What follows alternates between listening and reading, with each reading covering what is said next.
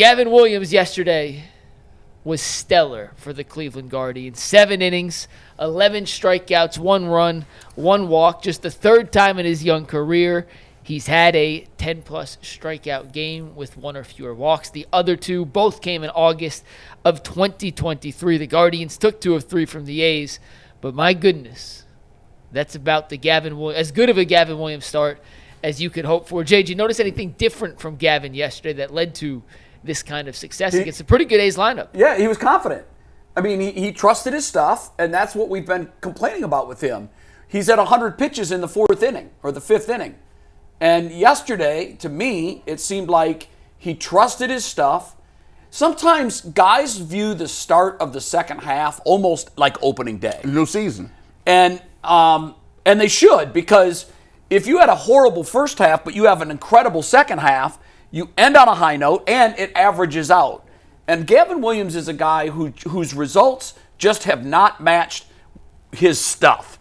His stuff is way better than his results. And I think a big part of that is the way he pitches. He pitches tentatively. He's not confident. This A's lineup isn't, it's not the 27 Yankees, but it's not the A's lineup of last year. They've got some bats in that lineup. He came at them. He trusted his stuff.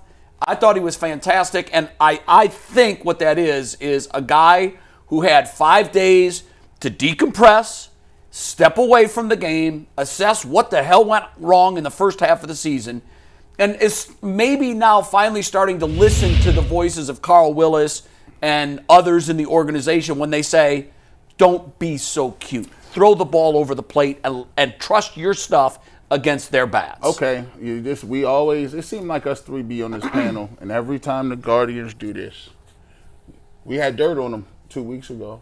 Well, I'm not saying I don't have dirt on them. No, I'm just saying. I mean, Jason, they're still 10th out of 15 teams in the American League. Jason Lloyd talked about that schedule coming out of the break. Easiest one in baseball. They did exactly what they were supposed to. They got 2 or 3. And Gavin Williams, Anthony asked me, what are the 3 people? Shout out to Ant. He did a good job while he was gone, Mike. I appreciate him. He said, shout out Ant. Shout out Earl for holding it down. Yes, they was holding it down. They asked 3 people that the Guardians need to have step up in order for them to get back into the wild card. And it was Gavin Williams. For me, that was front row and center. Now, I always know when Gavin Williams is balling because it says anything past 4. Right. That was 7 innings. I said 7. 7 whole innings? That means he was efficient with his pitches. He's not nibbling up there. That means he's getting a lot of swing and misses. A lot of times I'll be watching Gavin Williams and it'd be hurting me because they be up there just hacking away. Oh, there goes another 10, 12 pitches. Guys fouling the ball off. Yeah. You're like, well, he ain't never going to make it to the 6th inning. That's what I know he's balling. 10, 11 strikeouts. If you can get him to do what he need to do, and we can get this Shane Bieber thing zipped up a little bit and see if he can come back and do his thing. Is it crazy for me to think? It's a lot of teams ahead of him, but if they can get enough run support and get some much extra pitching, it may not be totally time to put the dirt on the casket, Jason Lloyd. There is a chance, but it's a long shot. I mean, there's so many teams bottlenecked right now. Yeah. And that's really the issue. You guys covered Gavin. You mentioned a name that I think has totally flipped how you have to view this trade deadline. But the one thing I'll add on Gavin, since June 1st, he has a sub-3 ERA, which is excellent. Yeah. His strikeouts are down a little bit, which I don't mind. I think baseball has become too obsessed with strikeouts, and I would much rather see a guy work into the 6th and into the 7th innings than get an extra 2 strikeouts per start. His FIP, like if you look at the advanced numbers, fielding independent pitching is actually high. Yeah. So he's actually pitching a little above where he should be. But how can you argue with the results of what we've seen so far? So I'm willing to trade some strikeouts for deeper into games. When you look at the bigger picture, though, and when you look at like what should they do at the deadline, what's funny to me, I think the Shane Bieber situation really impacts what they do and don't do at the deadline. They invested, $14 million, I think, in him this year, and he's not going to throw a pitch for them until after the trade deadline. So what do you do? And it may cause them, or it may make them think, hey, we should stay in this just for that fact. Maybe in a different year we would pivot and sell and start looking at next year. But because we've invested $14 million, and because we know who Shane is, and because of our deep history with him, you basically have two options if you're the Guardians. You can trade Bieber now, and you're not going to get a full return on him because nobody's seen him pitch. It's a pop quiz. No one knows what he's going to be. I mean, you can send scouts to his rehab starts and get a look at what the radar gun says, and you can see his stuff and all that. But it's still not the same as pitching in a major league game. So there's no way you're going to get full value in return for him. And they've never been a franchise that sells low. They've always tried Does to. Boyd change your thinking on that? What Boyd is doing this year? Yeah. No, because it counteracts what, to me, what you just said. Yeah. If you need a cautionary tale, put Boyd on this lineup right now. Well, no, but what I'm saying is, I mean, Shane's on a 1-year deal. He's going to opt out, and you're going to lose with him the at team end of the option. year. Like he's No, it's a player option. that's what I mean, a player option. But if he doesn't, if his body of work is 8 starts August and September, Yeah. which is probably what we're looking at, I don't know that he's got guaranteed money for next year if he wants it here in Cleveland. I'm wondering, the thing, if I'm Cleveland, I don't want to trade Shane Bieber because you're not going to get top dollar for sure. What if this guy goes and does what Boyd does and helps another team make it to the playoffs? And you got Chicago in the playoffs because of Boyd, and you've got whomever, Baltimore in the playoffs because they get Bieber. Well, that's what I'm saying. You might hold on to him. Your odds of making the playoffs are not great. It's very They're not slim great. at this point. No. But you may ultimately land on the idea that, hey, we got to take a shot. We've got this guy here. We at least have to roll it, almost like what the Angels did with Shohei on a much different scale. Sure. You got to play this out and take a chance and just see. I want to see. Because if you can get to October and Gavin continues to pitch this way, and you've got Shane at Bieber the top of that, yes, now you're cooking with gas. And then you can, anything happens if you get in. So you may just decide, hey, yeah, it's not looking good right now, but we have to play this hand out and we have to see.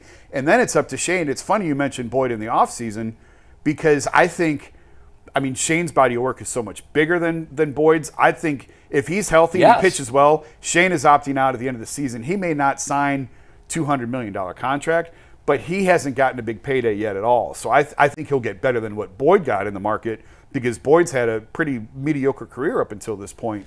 And then he was great for the Guardians at the end, and he's had a phenomenal year. Which is why, if I'm the Guardians, I've stuck with him this long. He's been in the organization. He's your guy. Ride it out. Let's see. And now, what happens in the next 4 days could change my mind. And here's why. One of the teams that the Guardians are chasing is the Orioles. Mm-hmm. They're 4.5 games currently out of that last wild card spot. Certainly, that's doable. What scares me more than anything is the logjam of teams that they would have to overtake to get into that wild card spot. Yeah. There's a lot of them. And there's 2 that are only a game behind them, both within the division. The so Twins and essentially Royals. you've got 8 teams, right, for 3 spots. Yeah, the Twins and Royals are only a game behind Cleveland right now. And they're very much within. Now, if I heard Manning talking, I think it was game 1 in the Oakland series, the one that was on Channel 3. He had said, look, it's simple. You just win every series. now, that's like Right. how do the Cavs win tonight? Well, they have to score more points than the opponent. Right. No, but as simple as that sounds, that's it. Take 2 of 3. Take 2 of 3. Take Now, 2 of 3. now you got Take a 2 of 4-game 3. set with the Orioles. Here's the thing. If you go 1-3, and I know it sounds like, wait, you're going to throw in the towel now? Yeah. The difference between going 3-1 and 1-3 is them. 2 games. Obviously, it's 4 games in the race. So, to me, this Baltimore series is going to tell me a ton. It's a good team, not a very good team. They were a good team last year. Baltimore's checked out. They're They're a sellers. lot like Cleveland. They have to win 3 of 4 against Baltimore. Splitting doesn't do anything for them. If you take, especially because Detroit has lost, 7 of their last 8? Something like that? They won last night. They did win last night, but yeah. Yeah, so 7 of their last 9 maybe. And you're still 11 games out? So to me, if you can take 3 of 4 from the Orioles, now you can look at the stretch of the last 13 games and you're 10-3 over those games. So, yeah, that's how you slowly creep back in the race. But if you lose 3 of 4, I know it sounds like it's a defeatist mentality. If you lose 3 of 4, it's just about over. Yeah, because you got to sweep people then. You got it, yeah. you can't ask for sweeps. That's not theoretically, it's not something you should be banking on at the end of the No, day. but you could take 2 of 3 from a lot of these teams. They have the easiest schedule in baseball. They're showing signs of life throughout the lineup. Guys that were not contributing are suddenly starting to contribute. And, I know it's asking a lot to take 3 of 4 from a team that's 500 team. But if they can take 3 of 4, I really think they need to play these games like they're playoff games and see where they are. The next week, But get Bieber on the mound. That's what I want to see. The next week will determine the rest of their season in a lot. I agree with that. In a lot of ways. I agree with that because if they tank, it's over. And I think the fact that Shane is sort of hovering over this franchise right now really sort of puts a thumb on the scale. If it's close, I think you got to go. Yeah. Now, if you get swept by Baltimore and lose 2 of 3 from Kansas City, you may have no choice. Right. But to pivot and go the other way and take what you can get for them.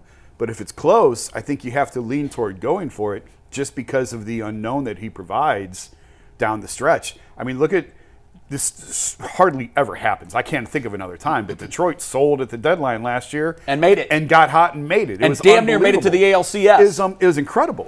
So you can get, and the point is not sell and get hot. The point is you can get hot over these last couple of months and dig your way in. Detroit last year was proof of that. But if they do get hot, Bieber comes back and pitches through the postseason, he's pretty much gone then. If he pitches well, he is he's gone. gone. Yeah. He'll opt out, and he'll get – and you know what? For Shane, I hope he gets all he can get. I always root for that. I mean, I'd rather players stay in Cleveland, but this organization is too cheap to pay him. Yeah. Period. Full stop. They're not going to pay him. He's going to walk. We're going to see another star walk, and that's what we are in Cleveland. We're a 4A franchise who develops players and then watches them leave when they get free agency. Well, and that's a shame.